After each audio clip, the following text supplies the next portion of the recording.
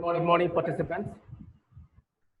It's a pleasure to welcome you all to the fifth day of this online course.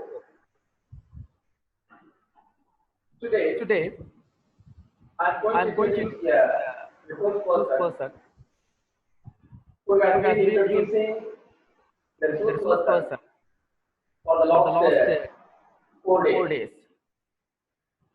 He is none other than Professor Saktivel, Deputy Controller of Examinations, Annamalai University, Professor, Department of Political Science. He has been instrumental in the department in organizing several conferences, workshops, symposiums, and seminars. A versatile personality, delivered lectures on various topics to different kinds of audiences, whether it is a school student or a college student or administrators or politicians or whoever the audience may be. He has a caliber to satisfy them through his capacities and skills on speaking.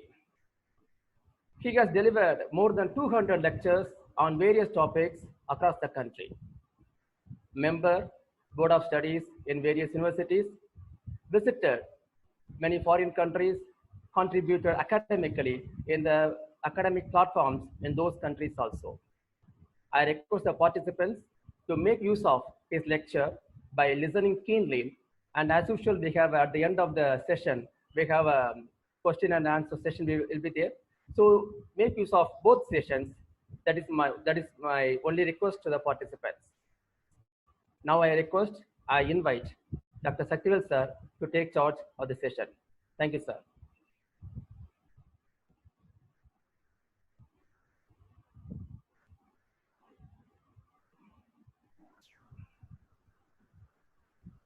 Thank you, Dr. Balamurugan. My dear participants, my students, my own colleagues, head of the department, Dr. C. Subramanian, my younger brother, Dr. S. Balamurugan, who introduced me nicely, and my own technical team, Dr. C. Subramanian sir, research scholar Narmada, and our PG student Sivanesan. They are really assisting the department in a very successful way in conducting the online course, though it is a new venture for the department, but successfully we have been conducting the program for the last 4 days. And today, really, I must be thankful to the department as well as the university authorities. They have given me an opportunity to meet all my friends, my students, my colleagues, dear participants from different parts of the country. And really, I deem it as a pleasure because though we are unable to meet personally, but through this web online course, I can able to meet my friends.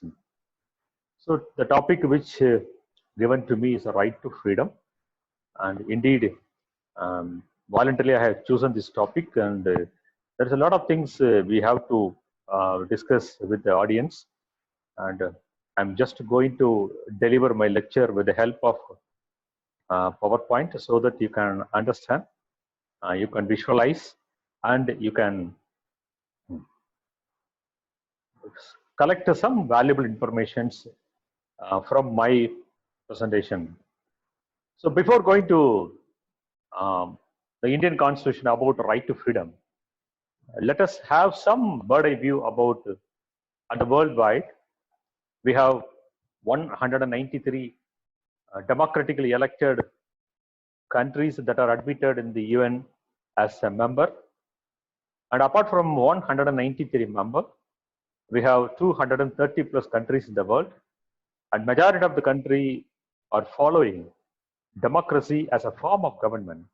There you can see the elected form of government, which they guaranteed a right to freedom, a right to equality, and they granted some of the basic rights to the citizens.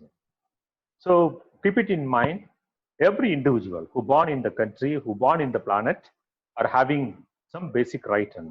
So every human has a right. Don't think that we need not go and beg, we need not go and plead, and we need not go and demand from the state and government. Naturally, there are certain rights are available to the individual. That is what the political scientists they called as natural rights. So every human has a right, irrespective of gender, irrespective of caste, sex, and even ethnic identity. Everybody is having the right. So before I go to my own country, India, just a bird eye view about the rights which are available in the world constitution, so that you will get a clear idea about how best our country, in including some of the most pertinent rights, for example, privacy, education, right to information, right to equality, and more important, what Dr. B.R. Ambedkar said, the heart and soul of the Indian Constitution is the right to constitutional remedies. You can see from the United States of America, there they have the right to freedom of speech. The people can criticize the government policies. Even you can see in newspaper New York Times, I read one article that Mr. President of America, you have committed a mistake that during the COVID-19 pandemic period, and they have the right to criticize the government policies. Then come to the another important is the freedom of religion and the worship.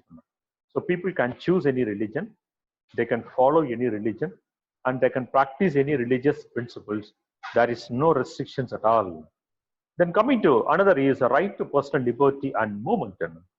So people can move from one state to another state without any much hindrance, and they have the right to move from one place to another place.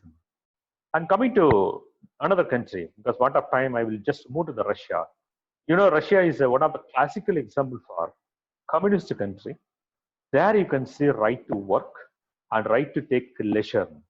You know, the worldwide, the ILO, that is the International Labour Organization, guaranteed that the employees should be indulged in work maximum 8 hours. But now, during the COVID-19 pandemic, some of the state governments amended, very well, pretty well.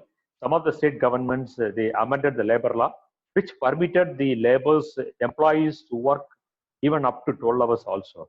But whereas if you go to Russia, there is a communist country, they have the right to work, right to take rest, leisure, and more important is social security system is being available to the citizen of the country. So you can see in Russia, housing, education, equality, right to contest and right to vote in the election is also fundamental rights. Then we move to the European country. Switzerland is a classical example for direct democracy. In Switzerland, right to equality before the law is one important fundamental right which is available. Citizens shall not be discriminated on the basis of the sex, of color, or the class. In India, we have the caste system. If you go to the Western country, they don't practice a caste system, but they practice a class. Class is nothing but on the basis of economic status of the people. The society is categorized as upper class, middle class, and the lower class. Then in Switzerland, there is a freedom of association is available, freedom of religion, and equal protection from law. It is another important fundamental right in Switzerland. So equal protection means from the law point of view, everybody is equal. No discrimination, no disparities will be practiced in Switzerland. Then you move to the French Constitution. You know, the Fifth Republic of French, 1958, they given right to organize a strike. Right to education is available. Even our constitution also, we have right to education that is included in the Fundamental Rights Article 21 Class A of Indian Constitution. Right to material security for mother and children, and right to preservation of culture. These are all certain fundamental rights are available to the French citizen. Then you come to the China. You know, China is another classical example for communism. There they granted personal dignity as a fundamental right. Personal dignity is nothing but you shall be and you should be respected by the state and government, utmost dignity and self-respect. And in China, the people are having right to work. A right to work in the sense it is the duty of the government. They should provide people to work, people to earn daily bread, and they should get minimum adequate salary also. You know, there are certain rights are available, which you can see from the PowerPoint. A right to criticism and a right to suggestions are also given in China. But I don't know whether in practical, all these rights are being enjoyed by the people. But as per the Constitution, the spirit of the law, these are all the fundamental rights are available to the citizens. Very good. Come to the our own business today. It is a freedom. Freedom is nothing but it is a power to act, power to speak, or power to think without any external hindrance or restrictions or restraints. What is without any external restrictions? For example, in society, we are not 100% free. As you know that when you come out of your family, when you step into the society, there you can feel a lot of restrictions. Though you wanted to exercise your fundamental rights, but there are some reasonable restrictions are imposed on us. So without any external hindrance, without any external disturbance, if you are able to act, if you are able to speak, this is what we call it as a freedom. Sometimes the freedom is having synonymous with the liberty, independent, and be the individual is alone and free. Then I wanted to just use the very famous quotation by the civil rights movement leader, Martin Luther King Jr. Freedom is never voluntarily given by the oppressor. It must be demanded by the oppressed. So freedom, don't think that your state and government, be it a democracy, be it a totalitarianism or aristocracy or any type of government, don't think that it should be given by your state and government. You have every right to demand from your state. So the oppressed is nothing but the subject. Oppressed is nothing but the people. So they have every right, 100% they have the right to demand from the state and government. So this is what Martin Luther King Jr. called as a freedom. You know, Nelson Mandela. So 28 years he spent his life for the freedom of the people, especially the black people in South Africa. No, South Africa is dominated by the black population, where the white population is account for only 18% or around 20%. So the rest of the populations are blacks, but they were not given employment opportunity. They were denied equal opportunity in public employment, the social security system. Then Nelson Mandela started a long walk to freedom. He has written a book, autobiography is available. And my own friends, if you want, you can just see the book review. And one important information with regard to the Nelson Mandela. You know the Robben Island. That is a Robben Island is like our Andaman cellular jail. There in Robben Island, 17 years he spent his time in one particular room. The room is not air conditioned. The room is not having television or other facilities. There is only 7 by 7. That is a total the breadth and the width of the room. He spent 17 years, and only one window is available. Every day he get light and air and breathe everything only from that window only. So when American President Barack Obama or other president, they went to South Africa, and he took American president to that Robben Island, and he has just shown the window. Every day I wake up and I am standing in front of the window. When I see there is a light is coming, I thought that at one day my own black people will get freedom in future. I am sacrificed my life for the people of the South Africa. You know, John F. Kennedy is another very famous president of US. He said freedom is indivisible, and when one man is enslaved, all are not free. I will put it in very simple term. If one individual is suppressed, if one individual is discriminated, it means entire community is not free. So it is our duty to protect our children, protect our women. It is our duty to protect our transgender community, marginalized people, scheduled castes, scheduled tribes, and it is our duty to respect with utmost care and dignity of these people. If one people is enslaved, enslaved is nothing but made to behave as a slave, then there is no meaning of the freedom in that particular country. But then come to, I'm happy that my constitution, our constitution, India's constitution, you see the preamble of the Indian constitution, really it starts with the we the people of India. As I told in the introduction, we the people of India means the constitution believe that the people are supreme. Not I, it is from the we that the popular sovereignty, the people are supreme. The constitution derives its power and authority from the people. And it is from the people, the constitution functions. There are very popular, very famous concepts in our preamble. One is a sovereign, second is a socialist, and third is a secular, democratic, and republic. Most of the people are aware, but I'm just sharing the meaning of this concept for better understanding of other participants. Sovereign is nothing but our Indian government is having complete authority over Indian jurisdiction, Indian territory. When come to the socialist, socialist is nothing but it is justice in socio-economic life of the people. In economic life, the means of production should be controlled by the state, not by the private party. If the means of production is controlled by the state, naturally we will get justice in economic life. We will not be exploited in the market system. That is the reason the socialist is included in the preamble of the constitution. Then come to the secular. Indian constitution guaranteed freedom of religion. Article 25 to 28 of the constitution, it deals with the freedom of religion. You can follow any religion, you can practice any religion, and you can profess any religion. State will not interfere in your religious affairs. Then come to the another two concepts is a democratic and republic. So the democracy is a form of government. Really, I'm happy that we are showing a classical example to the Western country, including America, other countries, that how the democratic system is preserved in our country, except a brief period of national emergency, that is from 1975 to 77. Then come to the justice, liberty, equality. These are all another important concept in preamble of the Constitution. If you are able to understand the preamble, you can easily understand the entire Constitution of India. So these are all the basic rights, fundamental rights are available to Indian citizen. I'm just going to focus the second, that is right to freedom. I'm not going to focus other fundamental rights. Okay, very good. Then come to a very interesting, the point of a fundamental right, that is right to freedom.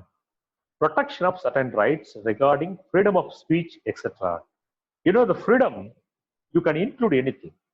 You can include the ambit of freedom, any provisions. For example, freedom of press, freedom of expression, freedom to speech in the public place, freedom to criticize the government policies, freedom to peace assemble without any arms, without any lethal weapons. You have every right to assemble. Then freedom to form association. The trade unions are having the association. Students are having association. Political parties are formed. Trade unions. Everything is formed mainly because of the Article 19. That is a protection of certain rights regarding freedom of speech.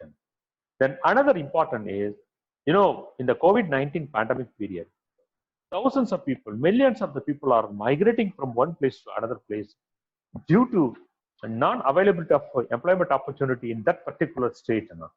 People coming from north and the northeast, they are coming to Tamil Nadu. And Tamil Nadu, the Tamil people, they went to Mumbai for employment opportunity. It is a right which is the Constitution is guaranteed.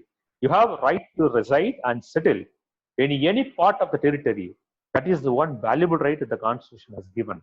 So you know that now you are a student. Once you get an opportunity, employment opportunity, you can go to the New Delhi, you can go to Gujarat, or you can go to Maharashtra. There is a freedom is available to reside and settle in any part of the territory of India. Then freedom to practice any profession. For example, if I am a teacher, I'm a university professor, and if you wanted to be a bureaucrat, you can be. If you wanted to be a homemaker, you can be.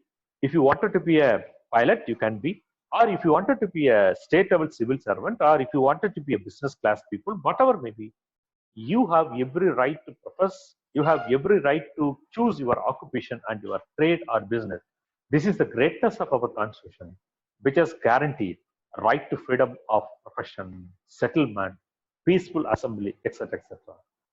Then move to the next article, that is Article 20 of Indian Constitution. Protection in respect of conviction for offences. For example, what the Constitution of India says, no person shall be convicted for any offences except for violation of law enforcement. So one thing we should keep it in our mind, when you are violating the rules and regulations, when you are violating the legislations enacted by the parliament, when you are violating the public law, then you will be convicted and you will be punished before the Constitution. That is Article 21 is guaranteed. Another important is, no person shall be prosecuted and punished for the same offense for more than once. Again, please just devote your attention. No person shall be prosecuted and punished for the same offense. For example, if you are punished for one particular crime or offense, and second time you will not be punished for the same crime or offense that you have committed. So this is very important. So punishment for only one time for one crime. Third point is no person accused of any offenses shall be compelled to be witness against himself.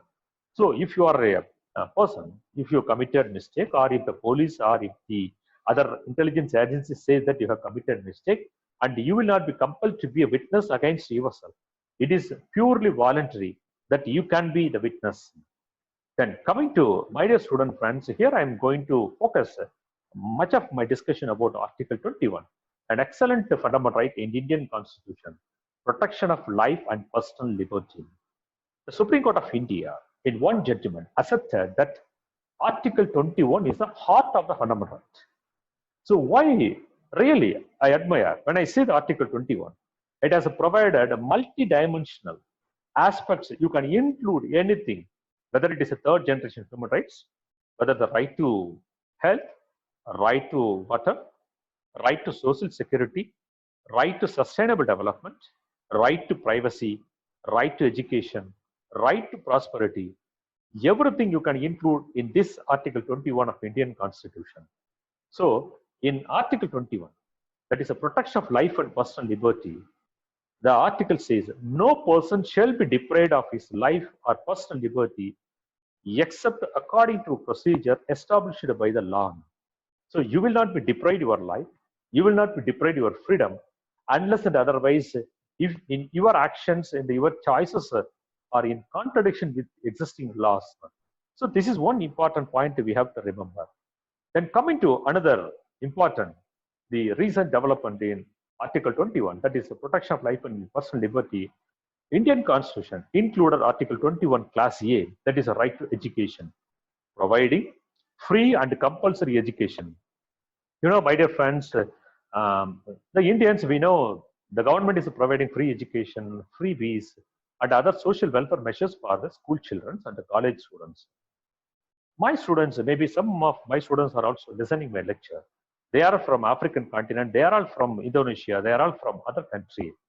They are really astonished and they are all surprised.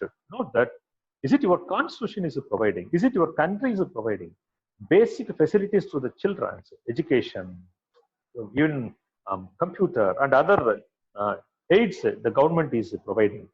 So they are saying that no, it is unbelievable, because in my country, they are referring their country.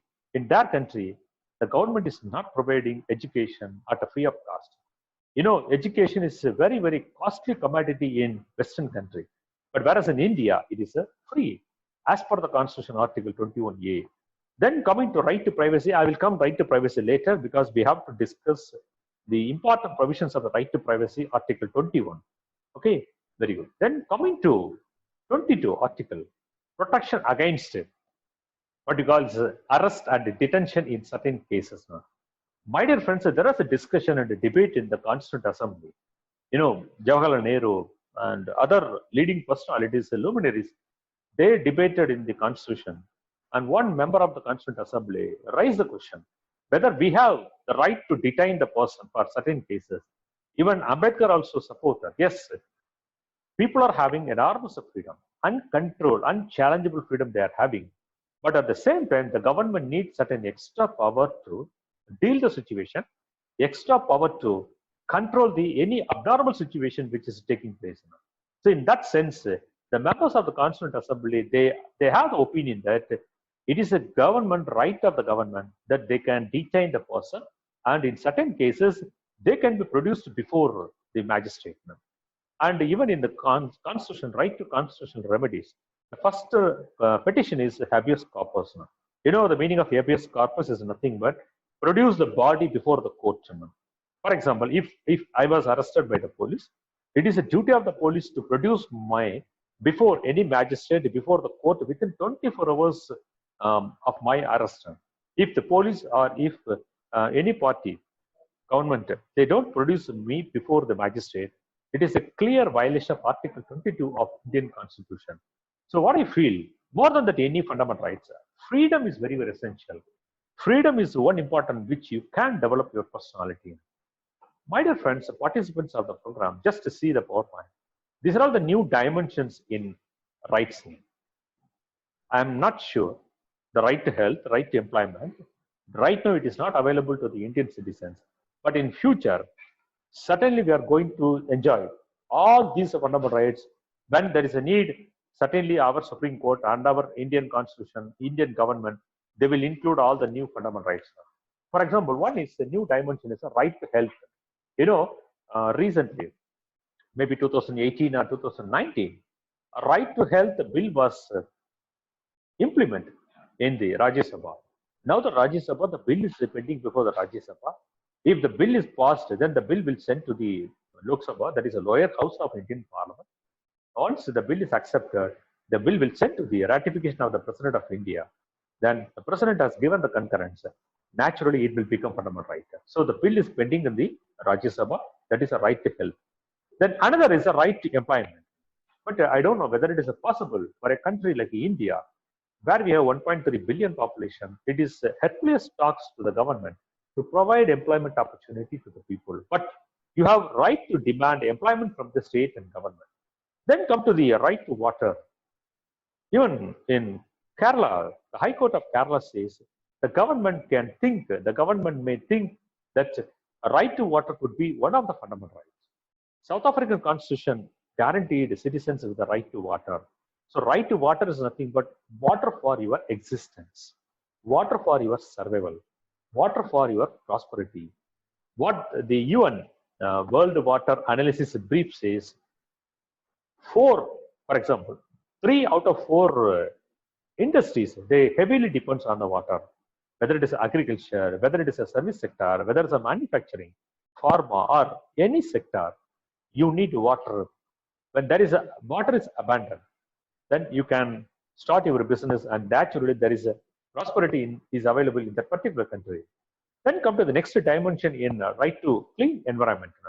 Now the pollution, I'm so thankful to the COVID-19 pandemic, because now the pollution, 35% of pollution is reduced. You can see the sky very clear. There's a vehicle movement is very minimum. Pollution in atmosphere is very low. So it is your right to expect from the state and other parties that the environment should be protected. That is a right to clean environment. Then come to right to have clean and corruption-free government. So I'm sure that definitely in future, it is going to be a right to have clean and corruption government.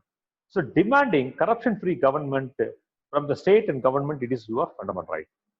And coming to another is just a comparison of UDHR and Indian Constitution. Here, my dear friends, that Universal Declaration of Human Rights, they have given some basic rights to the world community. Even you may be surprised, most of the provisions which are available in the UDHR are already included in our Indian Constitution. Excuse me.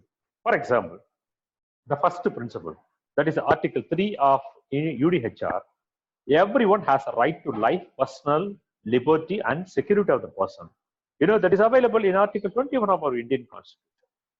Equality before law and non-discrimination, that is UDHR Article 7.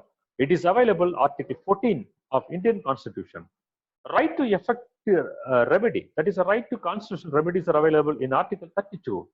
So why I'm just making this comparison, UDHR and Indian Constitution, every provisions of the UDHR are included in the Indian Constitution. Then right against arbitrary arrest, detention, and right to habeas corpus, it is available in Article 22. Just now I shared Article 22 of Indian Constitution. So you will not be arrested.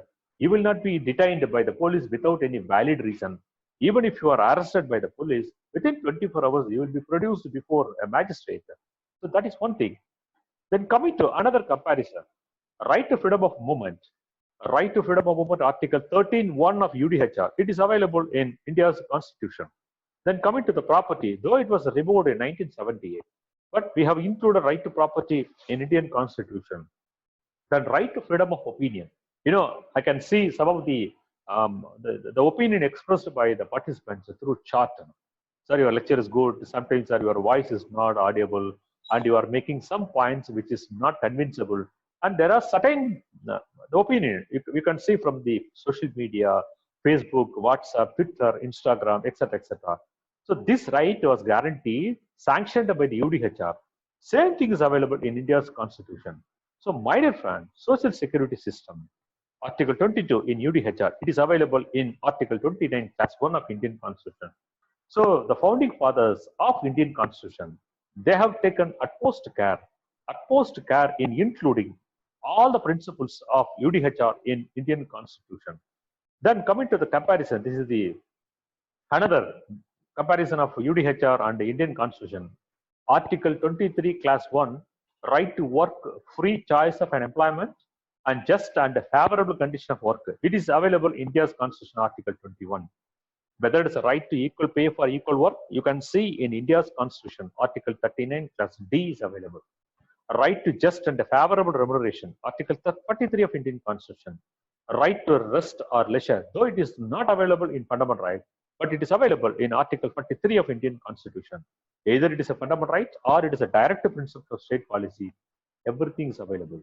So I'm just going to, because we are running short of time for the first session, and I'm just waiting for second session. I think you had a small break, no? So that you can rejuvenate, and Dr. VP Tiwari had a cup of coffee, I think. I can see, and I'm so happy. My dear friends, and I just ended my presentation with right to privacy and Article 21 of Indian Constitution. Just a minute.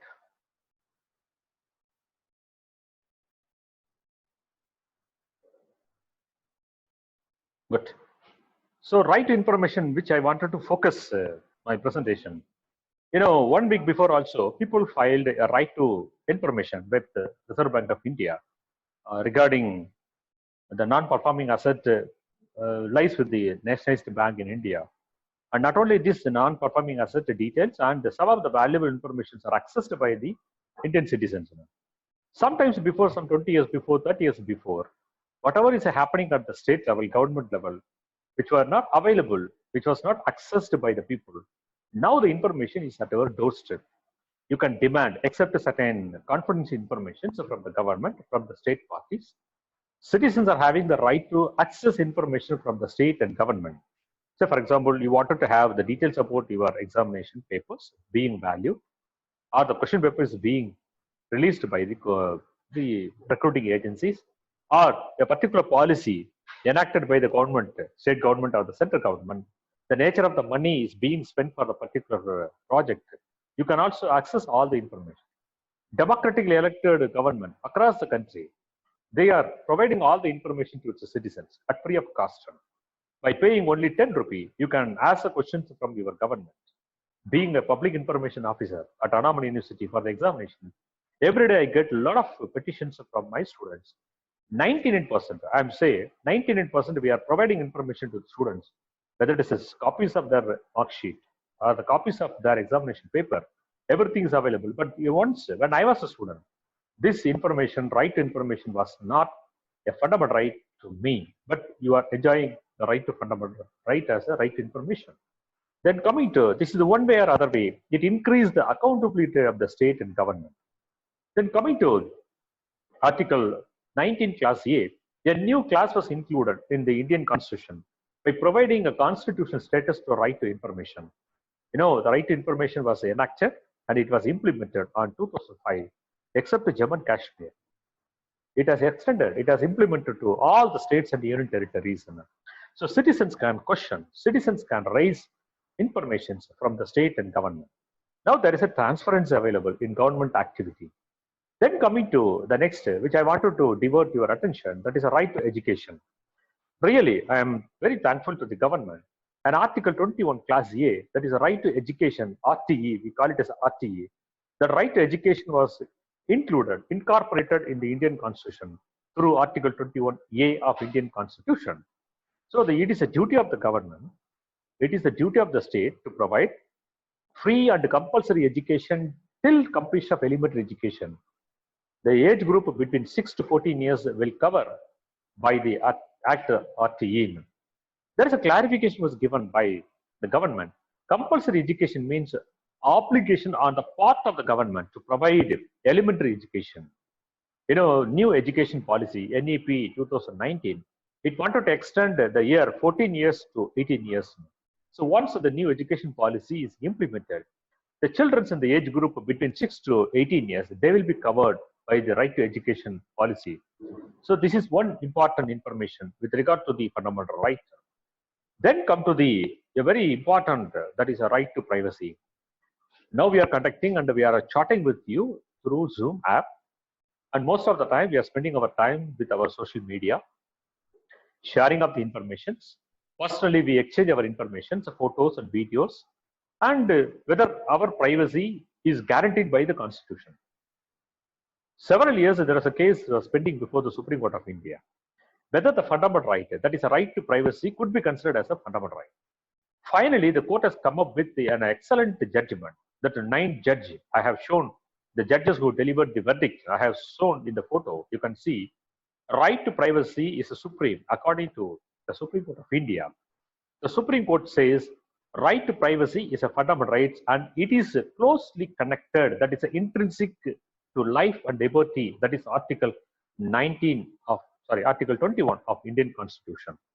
My dear friends, sometimes before I told Article 21, that is a right to life and personal liberty, where you can include privacy, you can include education, you can include health, you can include, or water, that is a right to water, you can include. So what Supreme Court says, you see that there are 10 important points given by the judgment by the Supreme Court. I can just go very fastly 1 to 10 observation. One is privacy is not confined only to intimate space such as bedroom or the washroom. But what Supreme Court of India says is the privacy goes beyond a person where he is even in public place. That's what Supreme Court of India says. Don't think that the privacy is only within your 4 walls of your home. Even if you come out of your home, there is a working space is available, working place is available. There, your privacy should be protected. A simple example I can give you. You have your mobile phone. You have your Android version or iPhone version mobile phone is available. I have no right to go and see what are the information you are keeping in your mobile phone. Even your parents, they are not having the right to interfere. Suppose if anybody is breaching your right, it is a violation of fundamental right as per the Constitution, as per the Supreme Court of India says. Then another thing is, henceforth, if you feel your right has been violated, you can move High Court. That is the reason so many cases are filed in the Supreme Court of India regarding whether it is a mandatory to furnish all other enabled related details with the bank or other parties. Then coming to another vital point is personal information is protected from public scrutiny. What is a personal information? Say for example, my iris, my thumb impression, my fingerprint, and whatever the identity mark in my body, my date of birth, my Aadhaar card details, or my driving license details, and my other details, information. So what we call it is big data. Big data is nothing but your privacy, your personal information can be protected because of the right to privacy. So this is very, very serious, the issue is going on. The COVID-19 period, there is a more number of cyber crimes are taking place. The reason is when people log into the website from work from home or for entertainment, for enjoying or surfing with the people who are just sitting in the other side, there is a possibility of violation of your rights in the internet. Then coming to another important is right to privacy is nothing but it is an integral part of right to life and to personal liberty. That is the reason repeatedly I am saying Supreme Court of India's judgment that the right to privacy, that is right to life and personal liberty, is one important, that is the heart and soul of entire fundamental rights. Then coming to another is the right to privacy is a fundamental right and it should be protected against state and non-state actors. Don't think that it is the right which is available only against the state. No, it is available even non-state actors. So who are the non-state actors? Some unions, some associations, some etc. X or Y bodies, even it is applicable to there also. Then coming to another vital judgment given by the Supreme Court, the court has asked the central government to provide are to place a robust regime for data protection. What is a robust regime for data protection is your data that you are furnished in the online, the data which you are provided with the government, or the data which you provided for any particular reason, that the data should be protected by the government by building a very strong firewall or by building a strong security network. Then coming to the last one, for what of time I've just skipped one or 2 points, then come to the last. A woman's freedom of choice, whether to bear a child or abort her pregnancy, is an area which falls in the realm of privacy. So whether to have a baby, whether to pregnancy, everything is also covered by the right to privacy. So I'm sorry, I couldn't get the English version of the bill submitted in the Rajya Sabha. I'm just going to brief in English. It is about right to health bill that was produced, submitted before the Rajya Sabha, sometimes before. And if the Rajya Sabha debated, if the Rajya Sabha passed the right to health bill, then the bill will go to the Lok Sabha one for its concurrence. So if both the houses of Parliament pass the bill, then the bill will go to the President of India for his concurrence. So once the President has given the assent, naturally the bill will be implemented.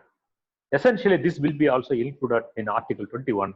That is the reason I'm repeatedly saying the scope of Article 21 is unlimited. Then coming to in future, because by discussing only about the contemporary and only the classical age of fundamental rights doesn't complete or fulfill the discussion. There are new dimensions of rights available. One is a right to health. I told already, it will be implemented definitely in future. A right to employment, this is another dimension of fundamental right. A right to water, the right to water will be included in Article 21 of Indian Constitution if both the lower house and upper house, if they accept the bill. Then right to have the clean environment and right to have clean and corruption-free government. And last one is what the Millennium Development Goal issued by UN, MDG, right to sustainable development. You know what is a sustainable development? Development not at the cost of the younger generation, development not at the cost of future. So you have every right to use the planet, you have every right to use the land, but doesn't mean that you can violate, you can overuse, you can over extract the natural resources such as water, soil, minerals, forest, etc., etc. So right to sustainable development is one important fundamental right. Definitely in future it will be, I hope it will be included in the Indian Constitution. So these are all the new dimensions in fundamental right. Then coming to the last part of my discussion, I'm just going to complete within 2 minutes. Institution available in India for the protection of fundamental right. First institution, I feel it is the Indian Constitution. So any government, any state or non-state actors, when they breach any one of the fundamental rights listed in the Indian Constitution, that is a part 3 of the Indian Constitution, immediately the Supreme Court will come, the Supreme Court will interfere by using judicial review power. The Supreme Court will restore your basic right. Then coming to second is a judiciary and human rights court. So awareness about the Supreme Court, awareness about the existence of human rights court are very, very minimum. But judiciary is playing a key role in protecting and promoting the basic rights of the citizens. You know, whether the Kesavananda Bharati case or in the Minerva Mill case or in the Maneka Gandhi versus Union of State, in every case, you can see the Supreme Court role in protection and promotion of basic and fundamental rights of the citizen. Then come to the National Human Rights Commission, what we call it as a NHRC. And at the national level, there is a NHRC is available. At the state level, we have State Human Rights Commission, SHRC. Both are playing a key role and a significant role in protecting as well as promoting the basic rights of the citizen. Then come to the National Commission for Scheduled Caste, the National Commission for Scheduled Tribe. Previously, both the National Commission for SC and ST, but now the commission was bifurcated. We have two different commissions are available. One is the NC, that is the National Commission for SC, and National Commission for Scheduled Tribe. Then come to next, National Commission for Women and National Commission for Minorities. Last one is what we call it as the fourth pillar of our democracy is newspaper and the media. So most of the mistakes committed by the government or mistakes committed by any private parties are everything coming to limelight only through the print media, newspaper and the electronic media. So now immediately some crime is happening against a woman or happening against a marginalized community, immediately the newspapers, they expose the episode.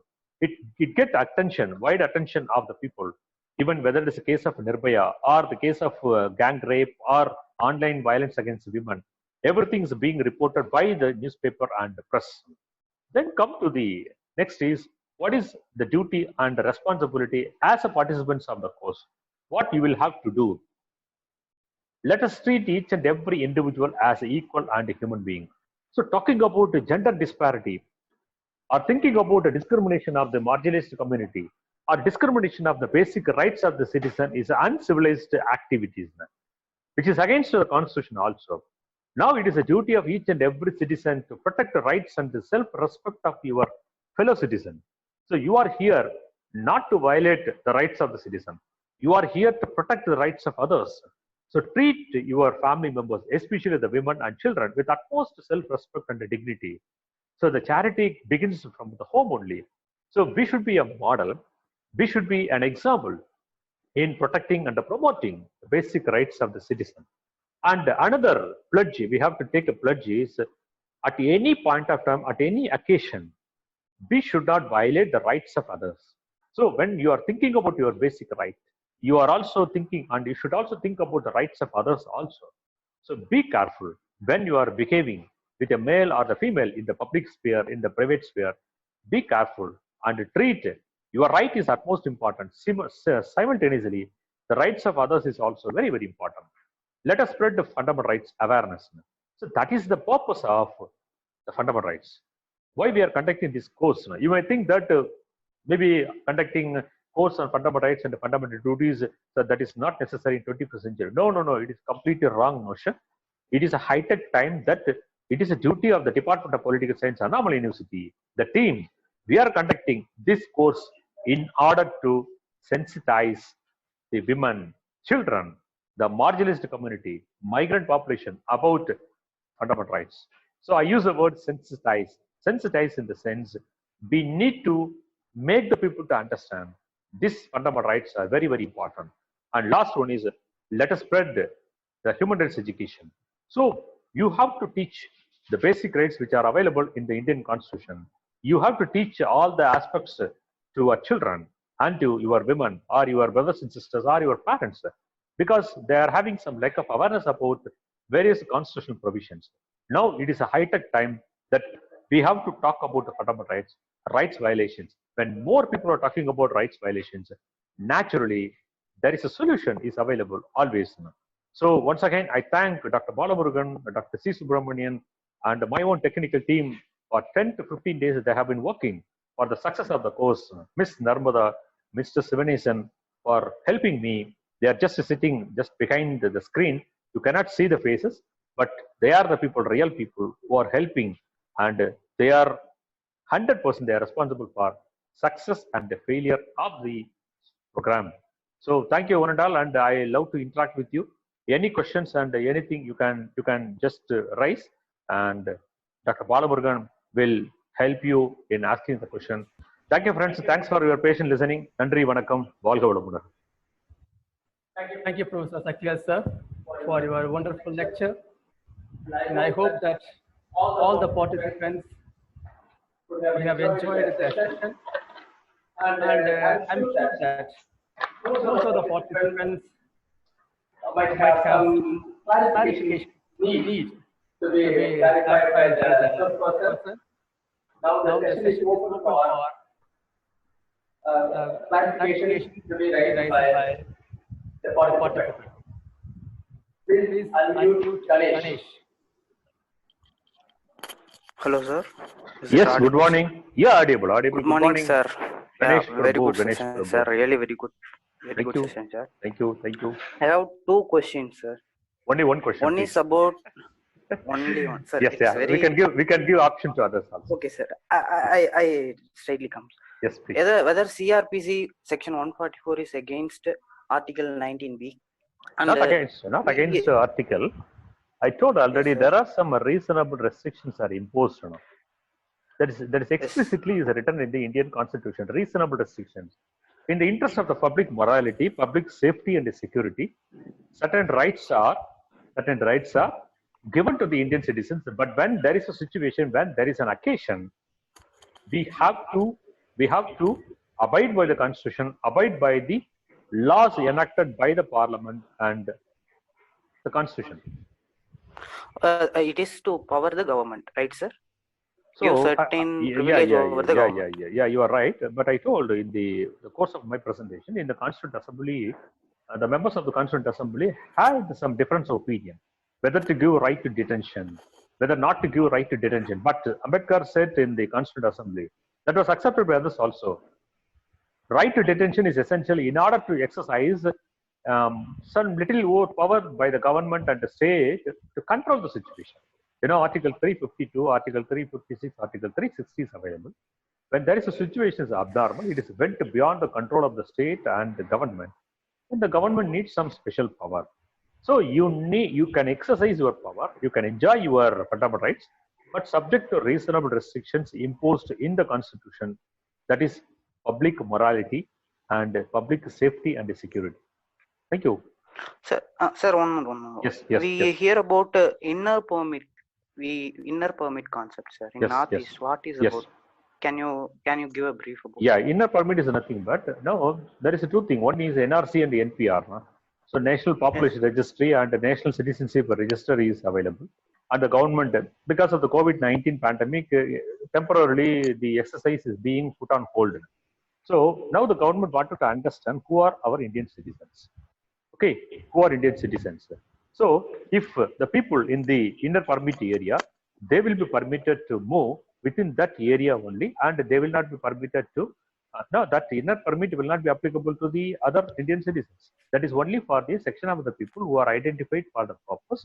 They can move and they can exist only in that particular area, and they will not be permitted to move to other parts of the country. So don't think that it is not only India. Most of the countries across the world, they have the data. They have the robust database. Who are the citizens? And they see, simple put it in, whatever your freebies, welfare measures, that should go to the exact beneficiaries. Okay, catch a point. It should go to the exact beneficiaries, and it should not be go to the other parties. Okay. Okay, yes, sir. Yes. Thank you, Ganesh. Thank you, sir. Thanks a lot, sir. Unmute Mr. Sendil Kumar. Sir, good morning, sir. Sendil Kumar, so yes, Sendil Kumar, please. Yes. Sir, actually, my question is the right to freedom. We are talking about that, is that? Yes. Sir, actually, this is my question. My question is under regarding to local government, particularly scheduled caste, scheduled tribes people. Yes. Those who are the contestant the election, the upper caste people do not working properly or independently. What is your opinion, sir? But the act that. I understand your point, Sendil Kumar. You are working on you are working on local government and other participants. I am happens to be his research supervisor, and I will answer to this question. Yes, sir. There are some extra constitutional authority. I use the word extra constitutional authorities. What is extra constitutional authorities? Constitutional authorities are Election Commission, Union Public Service Commission, CAG, and others are available. Extra constitutional authorities is a caste, a religion. Okay, they are considered as extra constitutional authorities. As per the Constitution, Article 19 or Article 20 or 21, everybody is having the right to contest in the election, whether it is a local government or highest level, the parliament. But what is taking place in Tamil Nadu, Haryana, Gujarat, Punjab, even some parts of Andhra Pradesh, Telangana, the elected members from particular, that is from the scheduled caste, scheduled tribe, they were not allowed to perform constitutionally defined duties and responsibility freely. There are some restrictions from the other community, that from upper caste. But from constitutional point of view, it is against the Constitution. It is against the Constitution. Constitution doesn't allow anybody to curtail the power and authority of the elected members to perform the duty, whether it is from the upper caste or from the lower caste. It is against the right to freedom of individual. It is against constitutional provisions. I'm right. You cannot justify. Yes, you sir, cannot yes. justify. You cannot justify, and I won't justify it. Yes, sir. See, whether it's a cop Sir, my panchayat. question is, yes, sir. Thank you, Senthil. Thank you. Please unmute Kiran Road. Kiran Road, Supratim. Sir, good morning, sir. Can you Good hear morning. me? Yeah, you hear me. I'm very well. Very Yes, sir. well. Sir, under right to freedom of speech and expression, Yes. do I have the right to criticize a foreign leader? For example, the president of America has introduced a certain thing. Am I allowed to criticize his view or something? Do I have that right, sir? No. Because there are some restrictions are available in the interest of the public morality, law, and the situation, and in the interest of India's friendly relationship with our countries and neighboring countries and a country like the US. You are not having the right to criticize openly. You are not having the right to criticize the president of the US and his actions and his policies and his program. I'm right, Anna? Even you cannot criticize certain issues which are pending before the Supreme Court of India. You cannot criticize certain issues which is the bill is pending before the Indian Parliament legislature. Okay, so don't come to conclusion immediately, sir. I'm not able to criticize American president, so my fundamental rights are limited. No, don't come to conclusion. You have every right, but in certain cases your rights are limited, which you cannot criticize the foreign leaders because we have a close and a friendly relationship with our neighbors. So this is one restrictions we are having.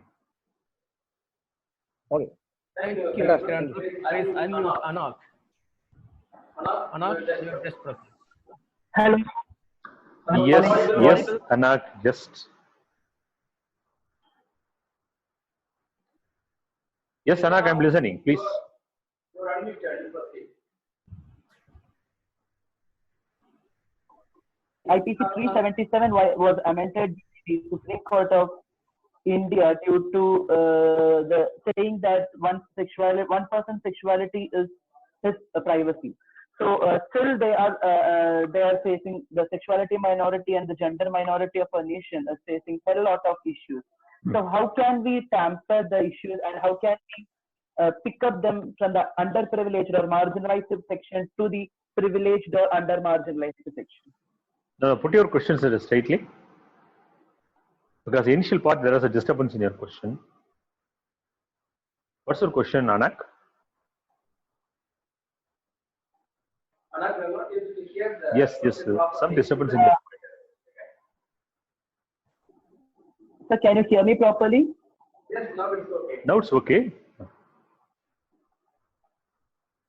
I think some disturbance. So can you unmute Sugandhi, Madam Sugandhi? Yes, Sugandhi. Dr. Balamurugan.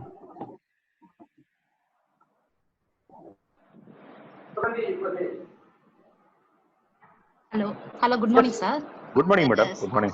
Sir, your session is clearly wonderful and informative, sir. There Thank is you, no doubt in your PPT and your explanation, sir. I am having the general question, sir. Question. Sometimes the Human Rights Commission supports the criminals. For example, in Hyderabad case, why it is so, sir? Madam, officially, yes, madam. Yes, officially, whether it is a state human or national human rights commission, they should not support partially whether the criminals are a particular people coming from particular section. The state human rights commission or the national human rights commission is an independent body. They can inquire the case, they can submit a report to the state and central government respectively. If it is a state or if it is a national human rights commission, they will submit report to the government. Then it is a government or the court, they will take a decision, they will take a final note on this issue.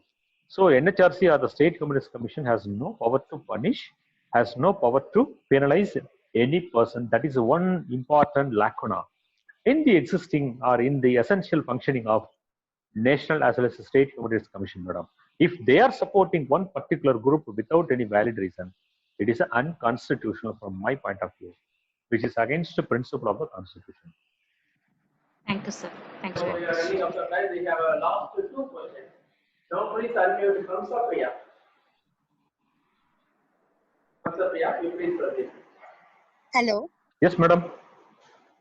Sir, why the right of property is removed from the fundamental rights, sir? I think, madam, already we just discussed the right to property. See, 1978 through 44th Amendment, it was removed. It doesn't mean that you have no right to possess property. I'm right now. You have moral right, social right to possess property, but you cannot claim it as a constitutional right. It cannot claim as a legal right to possess the property. Okay. So don't come to conclusion, sir, I have no right to possess the property. I have no right to develop my property, keep my property. You are having the right, but it is not guaranteed by the constitution. It is a moral and it is a social right which you can possess property for your betterment, for your pleasure and leading a very decent life. Okay, sir. Thank you. Thank you, ma. Thank you for listening.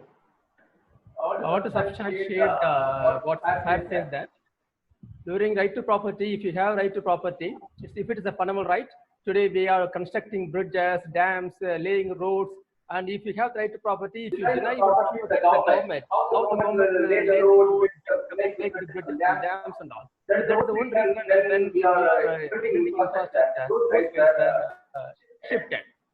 Now we can use Anal. The last question. Yes, sir. Can you hear me now, sir? Now it's okay, please. Can you hear me now, sir? Yes, I am hearing. Just Yes, put it brief, your question, So please. Yes, sir. Article 377, the right of sexuality minority was guaranteed to all the people, but again, they are facing a lot of issues. How can we guarantee the right, and how can in the constitution guarantee the smooth life? Article 3. 7 guarantees the right to sexuality, 7. but in practice, those rights are not enjoyable by those people. What can be done? Very good, very good. You see the list of fundamental rights, whether it's a beat right to equality or ending with the right to constitutional remedies. As per the spirit of the constitution, everything is guaranteed to the citizen of India, including Article, what you said, that 377. The constitution, there is nothing wrong with the constitutional provisions. We cannot doubt and we cannot question the spirit of the constitution. Everything is perfect with the paper in the spirit of the constitution, but the problem when it comes to the person or the agency who are implementing the spirit of the constitution in practical, there the problem comes in. You understand the point? Doesn't find a fault with our constitution. I just compared our constitution with the UDHR, our constitution with the other constitutions practiced in the world countries, especially China, France, and Switzerland, and US.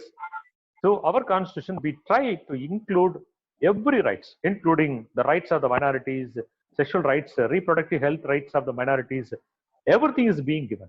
But when it comes to the practice, some extra constitutional authority in the name of caste, in the name of religion, in the name of Kap Panchayat, in the name of caste associations or local, the Ur Panchayat in Tamil Nadu, we call it as the village council.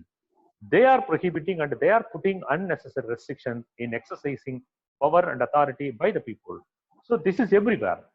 The very, very famous, the US. The US is a classical example for the Western country. There you can see the modernization, liberalization, privatization, globalization. There the people are not able to enjoy it. The blacks are not able to enjoy the rights. So this is the practical situation is existing everywhere. But this is the purpose of the program, that whatever is available in the constitution should be enjoyed by the people in letter and spirit. That is the one point agenda of the program. Now we are running short of time. I will just hand over the session to Dr. Balamurugan. I once again thanks all the participants for your patient listening and putting some valuable questions. Thank you, one and all. Nice. Thank you, Professor Sakthivel sir, for your wonderful lecture and spending your valuable time with us amidst your busy schedule. And I think the participants might have enjoyed the session and might have got some insights from the lecture. So thank you, participants. Thank you, the research person. And I thank you all, and we'll meet you again tomorrow at 10 o'clock. Thank you.